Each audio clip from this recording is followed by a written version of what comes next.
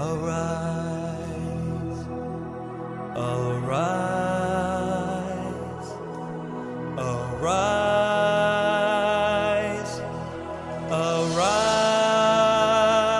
Bonjour le révérend Nicolas. Bonjour mon frère. Bon, nous avons deux questions à retour parce que toujours quand ils ont la ville à Kinshasa, na Congo na yo qui non, ils ont été reçu message à Fort Branham te. Bomi ko inventer ba makambo na yo tellement za juriste otangi mingi yo inventer ba makambo nozo ya na ngote ya bato bomi ko sangisa même ba étudiant ba ya koyoka yo bomi ko prêcher na kati église ba makambo ba Alexandre le Grand ozo prêcher sur Obama, Abraham Lincoln, Washington, Jeanne d'Arc.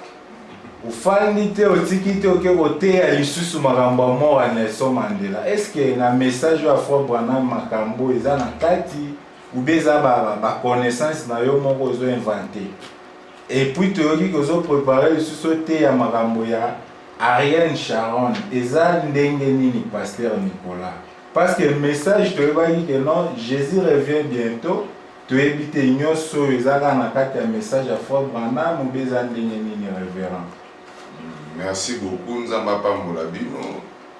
Et Moni, tous la difficulté, moko tozo rencontré na génération nabiso. Au moni un message bandit na monde, particulièrement na pays nabiso, nous avons connu des problèmes sérieux parce que tant message est en Afrique. Ba père Nabiso, ba Biso message à frère Branham, il y a des choses qui les ont échappé, malheureusement. Comme j'ai toujours démontré dans ma matière que nous avons connu deux générations avant nous. Mais ça, à frère Branham révèle en 1933. De 33 en 73, ça fait 40 ans, première génération. De 73 en 2013, ça fait deuxième génération. De 2013 à millénium, troisième génération de Bissou. Alors, il se trouve que malheureusement, les gens qui sont venus avant nous, c'est-à-dire particulièrement battu à deuxième génération, et ils ont pensé que le message à frère Branham, c'est seulement Jésus vient bientôt, aimez-vous les uns les autres et toutes ces histoires-là. Alors que le message à frère Branham, c'est un message prophétique. Parce que frère Branham, c'est un prophète. C'est un messager prophète que Dieu nous a envoyé en ce temps de la fin. Un prophète, ce n'est pas seulement un voyant. Un prophète, c'est un monsieur à qui Dieu donne des capacités de voir les choses d'avance. Il prophétise, il annonce les choses à venir. Frère Branham, c'est lui qui était le premier homme à annoncer la venue de Nelson Mandela. Ce n'est pas moi qui ai inventé ça. Et puis, dans le monde, dans le message à Frère Branham, ce n'est pas moi qui ai parlé de Washington. Qui ne sait pas que dans le message de Frère Branham a passé toute sa vie à parler sur le billet de $1 américain. Le billet ici. Frère Branham a prêché sur ça. Branham a expliqué tous les symboles qu'il y a sur le billet de $1. La pyramide, l'œil dans la pierre des fêtes et tout ça. Pourquoi est-ce que nous disons que Frère Branham a le ministère prophétique de la pierre des fêtes?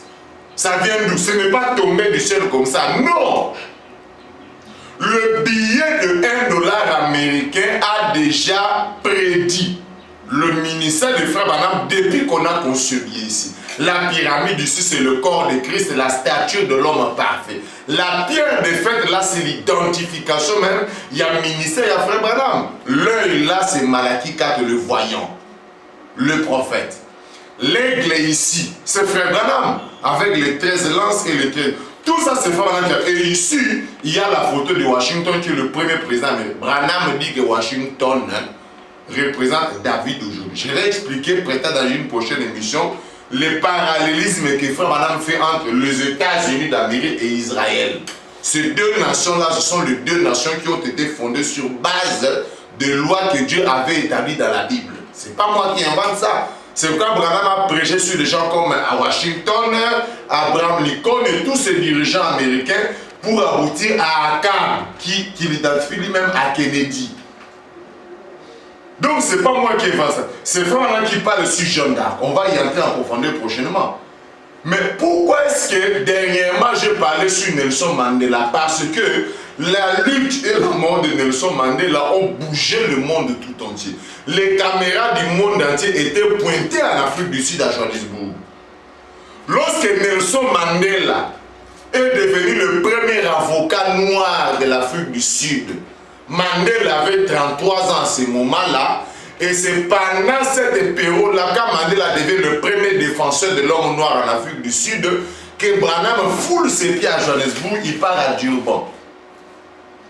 Branham est le premier libérateur de l'homme noir en Afrique du Sud.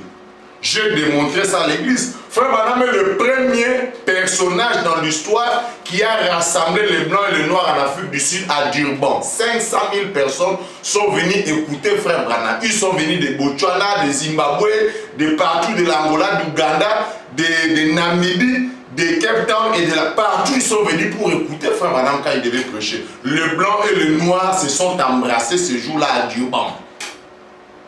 Quand Frère Branham termine ses réunions à Durban, il annonce la venue de Nelson Mandela. Les gens vont s'étonner, vont dire que non, le frère Nicolas commence à inventer des histoires, je suis désolé. Mais quand Frère Branham termine les réunions à Durban, voici ce qu'il dit à un monsieur qui s'appelle Thomas, il parle avec lui en Afrique du Sud. Il dit, mon frère, je vous dis qu'un jour, ça c'est dans les COD, tous les branhamistes, ils ont ces documents, ici COD volume 2, à la page 679, paragraphe 207.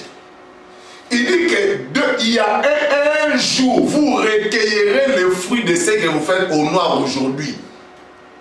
Sachez qu'il y a 2 millions de blancs et environ 100 millions de noirs ici en Afrique du Sud. Vous aurez un soulèvement ici en Afrique du Sud. Là, c'est une prophétie qui sort de la bouche de Frère Branham. Il annonce en 1951 que vous les blancs, vous allez payer ce que vous avez fait aux noirs. Il y a 2 millions de blancs ici, mais 100 millions de noirs. Je prédis qu'ici en Afrique du Sud, il y aura un soulèvement. Nous savons que selon la Bible, Luc chapitre 12, il ne peut pas y avoir un soulèvement sans un leader. Frère Branham avait prédit le soulèvement que Nelson Mandela allait créer. C'est pourquoi j'avais rassemblé les frères à l'église. On a essayé de parler sur la lutte et la mort de Nelson Mandela qui sont rendus clairs par la prophétie. Parce que le prophète dans cet âge nous a dit que tous les événements modernes, quand vous ne les comprenez pas, que vous avez des difficultés et que les gens se posent des questions, un événement moderne est toujours rendu clair par la prophétie. C'est pourquoi les gens ne comprennent pas, ils n'ont pas compris pourquoi est-ce que Benoît XVI a démissionné en 2013. Pourquoi est-ce qu'un mois après, on a voté un autre pape à sa place, le 266e pape que nous croyons être le dernier pape de l'histoire avant la fin du monde. Les gens n'ont pas compris cette photo ici. La photo du double arc-en-ciel qui a été photographiée le 10 novembre dernier. Il y a 2 arcs-en-ciel qui sont apparus dans le ciel. On a prêché cela à l'église. Nous sommes à la fin de l'histoire de l'humanité. Pourquoi nous prêchons ça? C'est pour attirer l'attention des gens vers les grands événements qui sont devant nous. C'est pourquoi j'ai dit que dans très peu de temps, j'attends avec impatience la mort de Ariel Sharon. Parce que Frère Branham nous rappelle que le nom des grands leaders mondiaux, des grands leaders mondiaux, sont toujours des noms qui cachent des grandes prophéties de la Bible.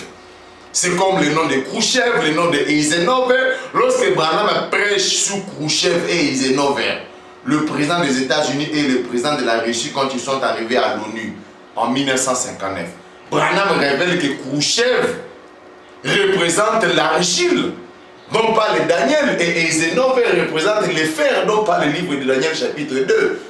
Lorsque Khrouchtchev tape sa chaussure sur la table à l'ONU, Branham dit que c'est Daniel 2 qui s'accomplissait à l'ONU à la face du monde. Est-ce que les passés du Congo ne connaissent pas ça, ceux qui prêchent le message du temps de la fin? C'est pourquoi je dis que Benjamin Netanyahou attire mon attention. Branham dit que le nom de Benjamin nous rappelle les 144 000 juifs. Le mandat de Benjamin Netanyahou s'arrête en 2017. Je surveille ça dans la prophétie. Maintenant que Ariel Sharon va mourir, mes pensées sont attirées vers Ésaïe chapitre 29. Parce que c'est là qu'apparaît le nom de Ariel Sharon. Je prêcherai sur ça bientôt. Je termine en lisant pour vous cette écriture ici. Dans Ésaïe chapitre 29, verset 1er à 2. Malheur à Ariel, malheur à Ariel. Citez donc David, fils à demeure, ajoutez année à année. Laissez les fêtes accomplir leur cycle. Puis j'assiégerai Ariel. Il y aura des plaintes et des gémissements et la ville sera pour moi comme un Ariel. Le nom de Ariel, c'est un nom qui identifie la cité de David. Mais Dieu avait maudit ça à un moment donné. Je parlerai sur pourquoi Ariel Sharon est entré dans le coma le 4 janvier 2006. Nous allons démontrer ça dans la prophétie. Pourquoi j'ai dit ça? Parce que Frère Branham dit dans Questions et réponses sur la Genèse, il dit, croyez-vous que le retour des Juifs, paragraphe 6, des Juifs en Palestine est l'accomplissement d'une prophétie biblique? Nous avons entendu dire que vous allez partir en Palestine, Frère Branham. Est-ce que c'est vrai? Voilà des questions que les Américains posent à Frère Branham. Tout qui savent que notre Branham qui n'est pas juif, et ça n'est est-ce que retour à juif na mboka na bango ndenge bazo récupérer mboka na bango est-ce que eza na kati ya prophétie ya Bible toyokisa moke non ba uzi ba osala barrage kuna ba Moshe banini depuis Alambi général Alambi olobi nini frère Branham? Branham dit oui monsieur. Paragraphe 220. Laissez-moi vous dire quelque chose, une des plus grandes choses. Si vous voulez savoir à quelle époque de l'année vous êtes, regardez le calendrier. Si vous voulez savoir à quel moment de la nuit vous êtes, regardez l'horloge. Mais, si vous voulez savoir dans quel jour vous vivez, regardez où en sont les Juifs. Parce que les Juifs, c'est l'horloge de Dieu. Voilà là où je pense que nos prédicateurs ont failli. C'est pourquoi nous autant, nous qui faisons la promotion de la troisième et dernière génération, nous disons que la mort de Ariel Sharon c'est un grand signe indicateur. Branham dit que c'est l'horloge de Dieu. Tout ce que Benjamin Netanyahou ferait ou qu'il a l'intention de faire, c'est pour nous quelque chose à observer attentivement. Je dis une fois dernièrement que nous devons essayer de surveiller toutes les audiences que Benjamin Netanyahou pourrait avoir l'un de ces 4 matins. Parce que je crains que le 2 prophètes dont la Bible parle dans Apocalypse chapitre 11 soient déjà en train de circuler à Jérusalem sans que les gens ne le sachent. Parce que n'oubliez pas que Jean-Baptiste et Jésus étaient déjà sur la terre. Mais ils attendaient seulement le moment précis fixé par Dieu pour commencer leur message.